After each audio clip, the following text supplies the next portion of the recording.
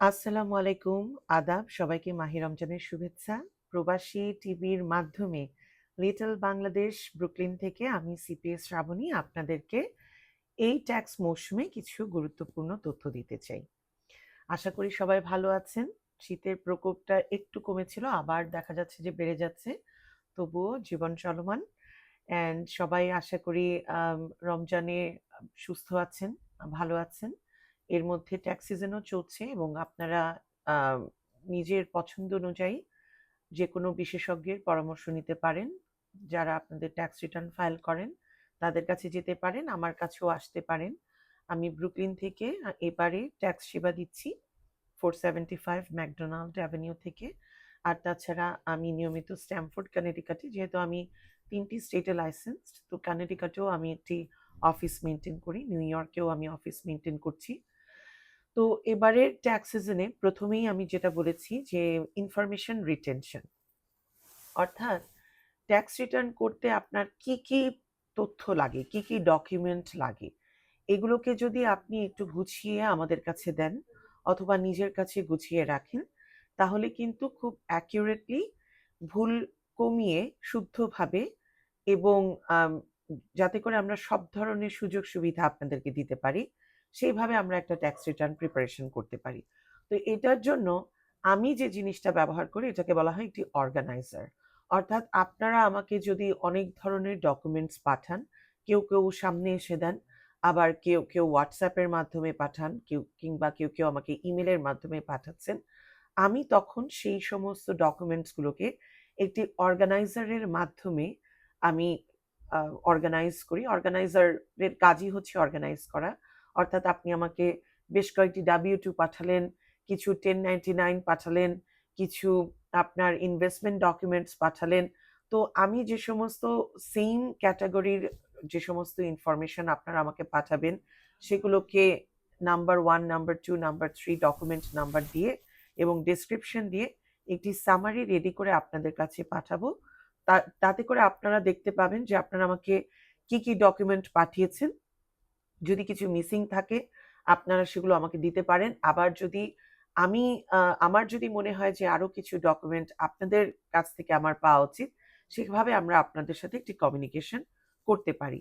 তো এই organiser it helps to accurately file your taxes. আর আপনারা যারা হয়তো বুঝেন না যে এই মানে এই ইনফরমেশনটি কি আমার ট্যাক্স রিটার্নের জন্য কি জরুরি, তো কাজেই আপনারা দ্বিধা না করে আমার কাছে যদি পাঠান, তখন আমি সেটা দেখে বলে দিতে পারবো যে এটা আপনার ট্যাক্স রিটার্নের কোনো কাজে আসবে কি আসবে না। তো এই গেল আমার 1 নাম্বার টিপস।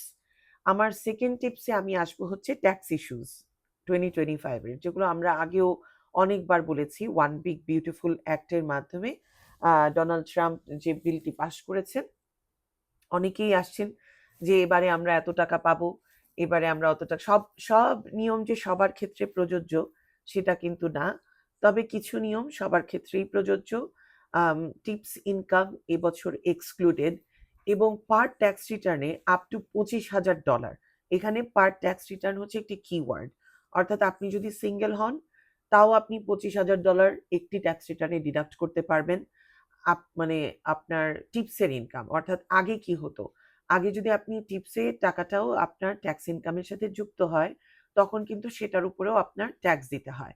আর এই বছরে দেখা যাচ্ছে যে টিপস ইনকামটা আপ টু $25,000 এক্সক্লুড করা হবে। আপনি যদি ম্যারিড ফাইলিং জয়েন্ট হন, সেই ক্ষেত্রেও কিন্তু আপ টু $25,000। আপনি কিন্তু 25-25 $50,000 এক্সক্লুড করতে পারবেন না। So tips income are excluded up to $25,000 per tax return.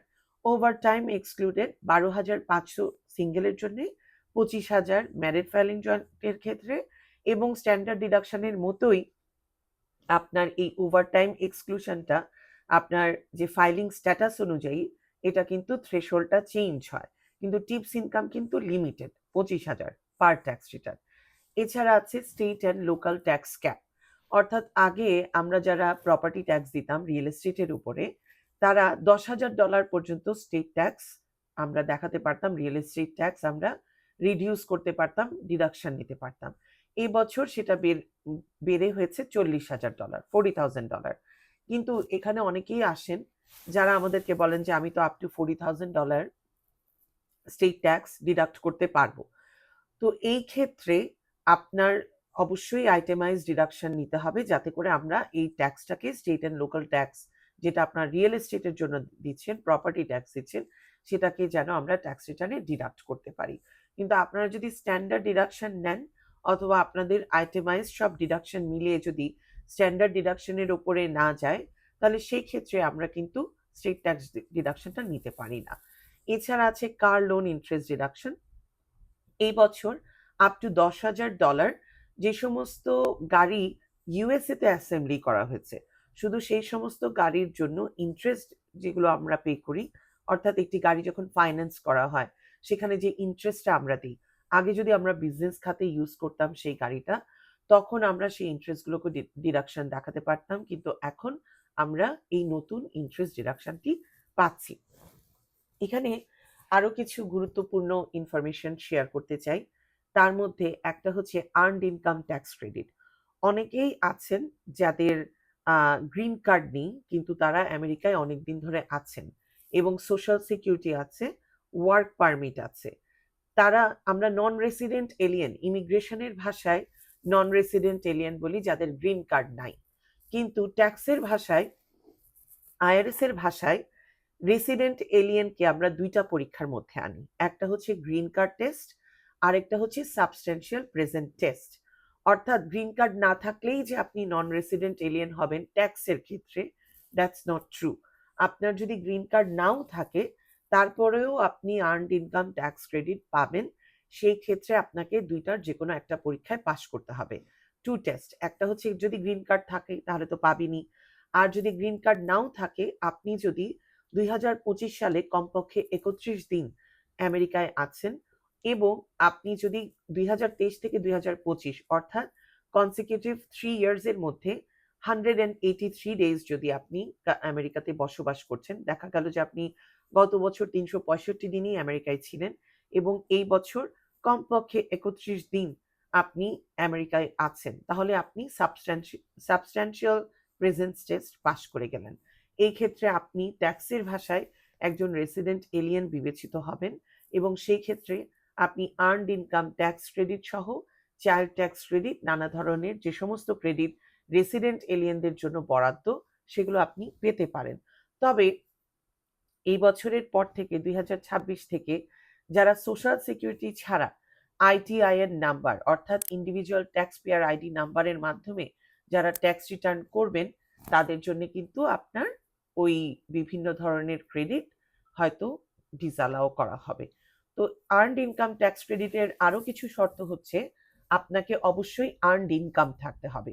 অনেক সময় যখন আপনার কোনো ইনকামই থাকে না, তখন কিন্তু আপনি আর্নড ইনকাম কোথা থেকে হবে? সো আর্নড ইনকামের ক্ষেত্রে আপনাকে আর্ন করতে হবে এবং একটি নির্দিষ্ট ইনকাম আপনার থাকতে হবে, যাতে করে আপনি ওই আর্নড ইনকাম ট্যাক্স ক্রেডিটটি পান। এখানে বাচ্চা না থাকলেও উইদাউট চাইল্ড আপনি আর্নড ইনকাম ক্রেডিট পেতে পারেন $649 পর্যন্ত। একটা কোয়ালিফাইং চাইল্ডের জন্য এবছর 4,328, টু কোয়ালিফাইং চিলড্রেন 7,152, এরকম ম্যাক্সিমাম ক্রেডিট অ্যামাউন্ট আছে 3 অর মোর কোয়ালিফাইং চিলড্রেনের জন্য 8,046। আর ওই যে বললাম নন রেসিডেন্ট এলিয়েনের ক্ষেত্রেও আপনি সাবস্ট্যান্সিয়াল প্রেজেন্স টেস্ট পূরণ করার মাধ্যমে এই আর্নড ইনকাম ট্যাক্স ক্রেডিট সহ অন্যান্য বিভিন্ন ট্যাক্স ক্রেডিট পেতে পারে। এই বছর আরেকটা যেটা, সেটা হচ্ছে স্ট্যান্ডার্ড ডিডাকশন বেড়ে গেছে। অর্থাৎ গত বছর পর্যন্ত আমরা যারা এই দেশে আর্ন করি, যখন আমরা, আমাদের একটি ট্যাক্সেবল ইনকাম থাকে, প্রথমেই মনে করেন যে আমি $100,000 আমার W2 তে ইনকাম, অর্থাৎ সেখান থেকে একটি অ্যামাউন্ট আমাদের বেসিক যে আমাদের থাকা খাওয়া ইত্যাদির জন্য যে বেসিক অ্যালাওয়েন্স, সেই বাবদ একটি অ্যামাউন্ট কিন্তু বাদ যায়, সেটাকে আমরা বলি স্ট্যান্ডার্ড ডিডাকশন। আর এই স্ট্যান্ডার্ড ডিডাকশনটা একটি নির্দিষ্ট অ্যামাউন্ট পর্যন্ত সরকারের তরফ থেকে দেওয়া হয়। আপনি যদি মনে করেন যে আপনি আরো বেশি ডিডাকশন পেতে পারেন, সেটাকে আমরা বলি আইটেমাইজ ডিডাকশন, অর্থাৎ আপনার রিয়েল এস্টেট ট্যাক্স, ইন্টারেস্ট এবং আপনার মেডিকেল বিল, চ্যারিটেবল গিভিং, এর সব মিলিয়ে যদি স্ট্যান্ডার্ড ডিডাকশনের চাইতেও বেশি হয়, তখন আপনি আইটেমাইজ ডিডাকশন নিতে পারেন। এইভাবে যখন ডিডাকশন নেওয়ার পরে প্রাথমিক পর্যায়ে ট্যাক্সেবল ইনকামটাকে কমিয়ে আমরা নিয়ে আসি অ্যাডজাস্টেড গ্রস ইনকামে। সেই অ্যাডজাস্টেড গ্রস ইনকামের থেকেও আমরা বিভিন্ন ধরনের ক্রেডিট অ্যাপ্লাই করে যখন ট্যাক্সেবল ইনকামটা একদম কমিয়ে আনি, বিভিন্ন ধরনের ডিডাকশনের মাধ্যমে আমরা ট্যাক্সেবল ইনকামকে কমিয়ে আনতে পারি। তার উপরে যখন ট্যাক্স বসে, যদি আমার কোনোই ট্যাক্স না থাকে তাহলে আর সেখানে কোনো ক্রেডিট অ্যাপ্লাই করা যাবে না। কিন্তু যখন ট্যাক্সেবল ইনকাম কমিয়ে আনার পরেও বিভিন্ন ডিডাকশনের মাধ্যমে আমার দেখা গেল যে $10,000 স্টিল আমার ট্যাক্সেবল ইনকাম, সেই ক্ষেত্রে আমার $100 হয়তো ট্যাক্স দিতে হচ্ছে, সেই ট্যাক্সটাকেও আমরা কমিয়ে আনতে পারি ট্যাক্স ক্রেডিটের মাধ্যমে। তো অনেকেই এসে বলেন যে আপা, চাইল্ড ট্যাক্স ক্রেডিট তো এই বছর বেড়ে গেছে এবং $2,200 পর্যন্ত পার চাইল্ড আমরা চাইল্ড ট্যাক্স ক্রেডিট পাবো। হ্যাঁ, চাইল্ড ট্যাক্স ক্রেডিটের দুইটা অংশ, একটা হচ্ছে চাইল্ড ট্যাক্স ক্রেডিট, আরেকটা হচ্ছে অ্যাডিশনাল চাইল্ড ট্যাক্স ক্রেডিট। অর্থাৎ আপনার যখন ট্যাক্স দিতে হবে তখন $2,200 চাইল্ড ট্যাক্স ক্রেডিট আপনার ট্যাক্সটিকে কমিয়ে একদম জিরোতে নিয়ে আসবে। এরপরে যদি আপনি এলিজিবল হন অ্যাডিশনাল চাইল্ড ট্যাক্স ক্রেডিট, যেটা রিফান্ডেবল, কারণ regular child tax credit it is non refundable, it will only reduce, এটা শুধু আপনার ট্যাক্সেবল ইনকামকে কমিয়ে আনবে। কিন্তু অ্যাডিশনাল চাইল্ড ট্যাক্স ক্রেডিট, যেটা হচ্ছে পার চাইল্ড $1,700 পর্যন্ত, সেটা কিন্তু রিফান্ডেবল ক্রেডিট হিসেবে বিবেচ্য হবে। তো এই বিভিন্ন বিষয়গুলো যাতে আমরা সুন্দরভাবে শুদ্ধভাবে আপনাদের ট্যাক্স রিটার্নে অ্যাপ্লাই করতে পারি, তার জন্য আপনারা যার যার পছন্দ অনুযায়ী আপনাদের ট্যাক্স বিশেষজ্ঞের কাছে যাওয়া উচিত। নিজেরাও যদি আপনারা আপনাদের ট্যাক্স ফাইল করতে চান, সেই ক্ষেত্রে irs.gov এর মাধ্যমে আমাদের সাথে ডিসকাশনের মাধ্যমে তথ্য উপাত্তের ভিত্তিতে আপনারা নির্ভুলভাবে ট্যাক্স রিটার্ন করুন। আর আরেকটা কথা আছে হলো, বিভিন্ন আপনার যারা আমরা নিজেদেরকে বলছি যে আমরা সার্টিফাইড পাবলিক অ্যাকাউন্টেন্ট, অথবা বিভিন্ন ক্ষেত্রে যারা প্রফেশনাল আছেন তাদের লাইসেন্স ভেরিফিকেশনের জন্য বিভিন্ন প্রফেশনাল ওয়েবসাইটের মাধ্যমে আপনারা তাদের, এবং স্টেট গভর্নমেন্টের মাধ্যমে, ফেডারেল গভর্নমেন্টের মাধ্যমে আপনারা তাদের যে ক্রেডেনশিয়াল সেগুলোকে ভেরিফাই করতে পারেন। যারা অথরাইজড ট্যাক্স প্রিপেয়ারার তাদের নামও আপনারা irs.gov এর ওয়েবসাইটে পেয়ে যাবেন। কিন্তু একটি আপনাদের কাছে অনুরোধ থাকবে, না জেনে হুট করে যে কোনো কারো কাছেই আপনারা আপনাদের মূল্যবান তথ্য, সোশ্যাল সিকিউরিটি নাম্বার থেকে শুরু করে, এগুলো ভেরি সেন্সিটিভ ডকুমেন্টস, এগুলো আপনারা যে কোনো কারো কাছে দেবেন না, এবং ডকুমেন্টস এক্সচেঞ্জের ব্যাপারে আপনারা সতর্ক থাকবেন যাতে করে আপনাদের এই তথ্যগুলো যে কোনো ফ্রড বা যে কোনো একটা ক্রেডিট আইডেন্টিটি থেফট ইত্যাদির মধ্যে যেন আপনারা না পড়েন। তাছাড়া irs.gov এ আমরা যেমন বিভিন্ন ব্যাংকে যখন আমরা ব্যাংকিং করি, সেখানে কিন্তু আমরা চাইলে অনলাইন ব্যাংকিং অ্যাকাউন্ট ওপেন করতে পারি, এবং সেখানে গিয়ে আমরা কিন্তু মাঝে মাঝেই চাইলে আমাদের ব্যালেন্স চেক করতে পারি, আমরা আমাদের স্টেটমেন্ট চেক করতে পারি যে কত টাকা আমাদের লেনদেন হচ্ছে। একইভাবে irs.gov এর আইডি মি একটি অ্যাকাউন্ট আছে, সেখানে গিয়ে আপনি আইআরএস এ একটি অ্যাকাউন্ট ওপেন করতে পারেন। এই আইআরএস এর অ্যাকাউন্টটিতে গিয়ে আপনি আপনার এই বছরে W2 যদি আপনি পেয়ে নাও থাকেন, অনেক সময় দেখা যায় সেটা আইআরএস এর ওই অ্যাকাউন্টের ভেতরে গিয়ে আপনি পেয়ে যাচ্ছেন। এবং আপনার অনেক সময় দেখা গেল যে কেউ আপনাকে, কোনো একজন ট্যাক্স প্রফেশনালের কাছে আপনি গেলেন, সে বলল যে আপনাকে এত টাকা আইআরএস এর কাছে দিতে হবে, প্রতি মাসে $500 করে আপনার ব্যাংক থেকে চলে যাচ্ছে। আদৌ সেটা আইআরএস এর কাছে যাচ্ছে কিনা, এই তথ্যগুলো কিন্তু আপনারা আইআরএস এর আপনাদের নিজস্ব অ্যাকাউন্টে গিয়ে ভেরিফাই করতে পারেন। কেউ যদি আইআরএস এর অ্যাকাউন্টটি ওপেন করতে চান, আমার অফিসে আসবেন, সেটা আমি ফ্রি আপনাদেরকে ওপেন করতে সাহায্য করব। আরও একটি কথা না বললেই নয়, 2025-এ যাদের নতুন বেবি হচ্ছে, 2025 থেকে 2028 পর্যন্ত, আপনি জানেন যে ট্রাম্প অ্যাকাউন্ট বলে একটি অ্যাকাউন্ট চালু করা হয়েছে। সেটা জুলাই মাসের 4 তারিখের পর থেকে বিভিন্ন ব্যাংক আপনাদেরকে সাহায্য করবে। ব্যাংকটি আপনাদেরকে অ্যাকাউন্ট ওপেন করতে সাহায্য করবে। আমার কাছে যে তথ্য আছে, জেপি মর্গান চেজ এবং ব্যাংক অফ আমেরিকা এখন দে আর সাপোর্টিং দিস ইনিশিয়েটিভ। তারা এই ব্যাংক অ্যাকাউন্টগুলি ওপেন করবে। সেখানে যদি আপনারা ব্যাংক অ্যাকাউন্ট ওপেন করেন, তখন ট্রাম্প অ্যাকাউন্ট এলিজিবিলিটির জন্য একটি ফর্ম, একটি আইআরএস এর একটি ফর্ম আছে, সেই ফর্মটা তখন ওইখানে ব্যাংক অ্যাকাউন্ট ওপেন করার পরেও নিতে পারেন, অথবা এবার যারা ট্যাক্স রিটার্ন করবেন সেই ট্যাক্স রিটার্নের সাথে সাথেও কিন্তু আপনারা সেই ফর্মটা আমাদের কাছ থেকে আইআরএস এর সাবমিট করতে পারেন। তখন আপনারা রেডি থাকবেন।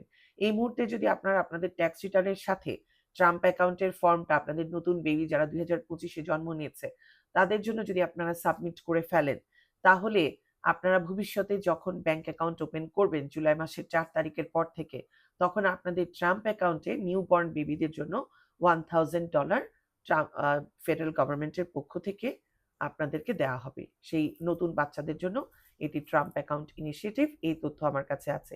আরো বেশি তথ্য চাইলে আপনারা প্লিজ আসবেন সিপিএস শ্রাবণীর অফিসে, 475 McDonald avenue, church McDonald and church avenue and McDonald অ্যাভিনিউর কর্নারেই, প্রগতি গ্রোসারির পাশেই।